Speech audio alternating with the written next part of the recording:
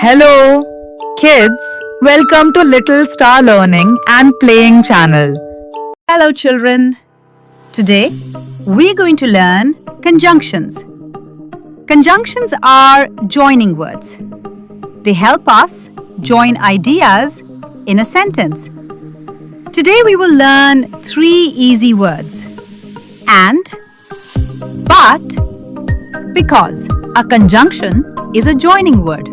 It joins words or sentences. Example: I like apples and bananas. Now, let us learn and. We use and to add more information. Example: I like milk and cookies. She has a pen and a pencil. The boy is happy and excited. And means together, more, also. Now, let us learn but. We use but when ideas are different. Example: I like ice cream, but it is cold. She is small, but very strong. I want to play, but it is raining. But means something is not the same.